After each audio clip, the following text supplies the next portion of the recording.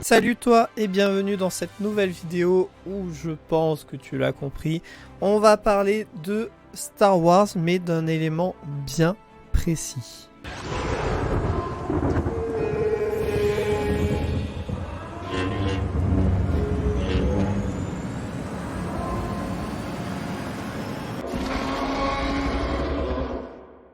Je vais parler du sabre laser et plus précisément de son son si particulier.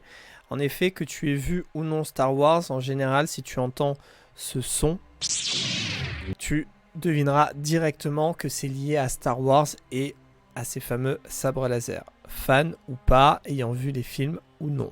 Alors, déjà, mettons-nous dans le contexte. On est dans les années 70, donc il n'y a pas les logiciels audio qu'on a aujourd'hui. Il n'y avait d'ailleurs même pas les ordinateurs comme c'est le cas aujourd'hui, ni les plugins, ni tout ça. Le film va sortir en 1977, et oui, le tout premier Star Wars. Et en fait, George Lucas va aller voir Ben Burtt et lui demander de créer tout l'environnement sonore pour son film. Ça semble peut-être facile maintenant. Quand on parle Star Wars, comme je l'ai dit, on peut s'imaginer facilement le son du sabre laser ou les fameux tirs de pistolet laser,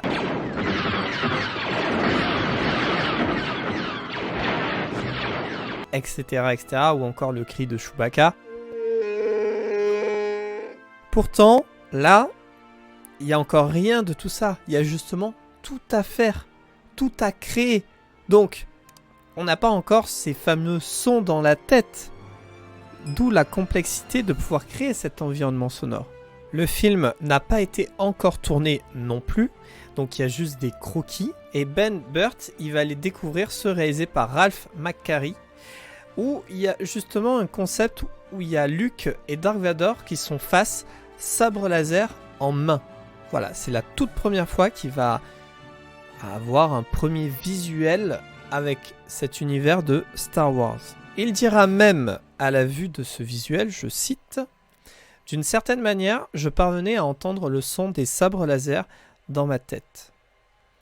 Même s'il s'agissait seulement d'une peinture, j'entendais presque leur bruit. Je pensais que quelque part, dans mon subconscient, j'avais déjà dû voir un sabre laser auparavant. » Alors, c'est génial, hein? Tu as le son en tête, donc tu t'imagines bien le truc, mais il y a un peu deux univers qui séparent entre avoir quelque chose dans la tête et pouvoir le réaliser. Ça, c'est comme ça t'est sans doute peut-être déjà arrivé d'avoir une idée dans la tête, de vouloir la redessiner, et en fait le dessin et ce que tu as dans la tête, c'est pas ça. Bah, le son, c'est la même chose, voire même pire, quoi, puisque tu peux pas avoir un crayon pour pouvoir le redéfinir.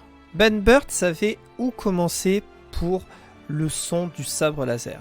Il explique que dans les salles de cinéma, dans les cabines où les films sont projetés, les projecteurs émettent un bourdonnement lorsqu'ils fonctionnaient. Ils tournaient au ralenti et les moteurs étaient simplement installés là.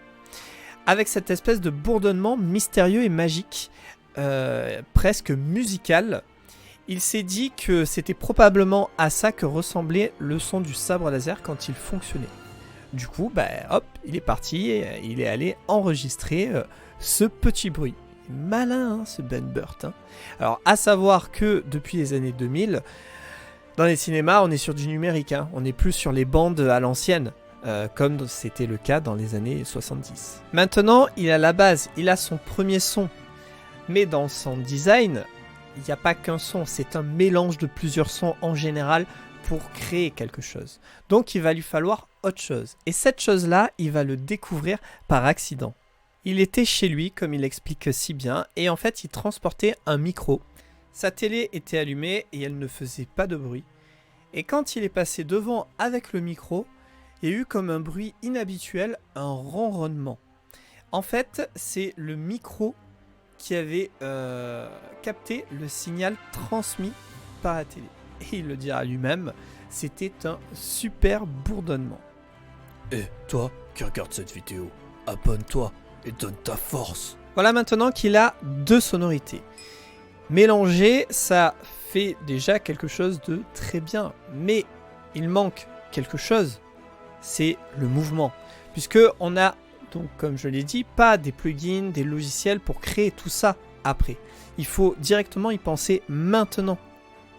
Il peut utiliser chacun de ces sons aussi individuellement pour quand le sabre laser s'allume ou s'éteint par exemple. Mais quoi qu'il en soit, un sabre laser, on l'utilise souvent avec du mouvement et ça il doit prendre en compte et c'est ce qui lui manque actuellement. Pour le mouvement finalement c'est assez simple et il avait déjà l'idée de comment y arriver, il explique lui-même. Il a diffusé en boucle la combinaison de ces 2 bourdonnements dans un haut-parleur dans une pièce et puis il a pris un autre micro et il l'a agité dans les airs à côté de cet haut-parleur. En fait il le faisait tourner. Il l'approchait puis l'éloignait et ça faisait un petit peu fouetter l'air. En enregistrant avec un micro en mouvement, on obtient une variation du ton dans le son et on peut donc produire une imitation très réaliste du son en mouvement donné par le sabre laser avec cette impression. Donc en fait, il faut s'imaginer qu'il faisait tourner en fait un micro et en fait quand on fait tourner quelque chose, on entend un son qui se produit comme un fouettement de l'air. Sauf que là, c'était un micro, donc ce micro captait à la fois ce fouettement de l'air et en même temps ce bourdonnement créé par les 2 sons qu'il avait enregistrés précédemment. Tout ça réuni, ça donne le sabre laser. Voilà, tu sais maintenant comment a été fait le son du sabre laser. Il y aurait encore énormément de choses à dire. À savoir aussi, avant de boucler cette vidéo, que Ben Burtt a créé tout l'environnement sonore au niveau du sound design de Star Wars, le cri de Chewbacca, R2D2,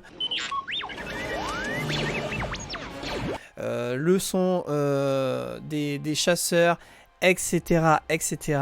C'est lui. Voilà, et ça vient souvent de petites idées, de petits enregistrements comme ça. Il y a encore tout plein de secrets dessus. C'est pas impossible d'ailleurs qu'il y ait d'autres vidéos dessus. Voilà, c'est tout pour cette vidéo. J'espère qu'elle t'aura plu, que tu auras appris des choses. N'hésite pas à me le dire dans les commentaires. Dis-moi aussi si tu es plutôt Team Jedi, Team Sith ou Team Stormtrooper par exemple. C'est un petit peu mon cas quoi. Et puis que dire de plus à part que la force soit avec toi. Et qu'on se retrouve dans une prochaine vidéo et qu'en attendant, eh bien, sois créatif. Qu'est-ce que tu fais là? Ça y est, tu te prends pour un Jedi là? Non mais qu'est-ce que c'est ça? Non mais y'en a que pour les Jedi, moi j'en ai marre. Et Stormtrooper, on y pense un peu là? Et c'est quoi ce truc là? Cette lumière, t'as cru t'avais un sabre laser là? Bah je suis un Jedi. Enfin, je fais ça pour une vidéo YouTube en fait.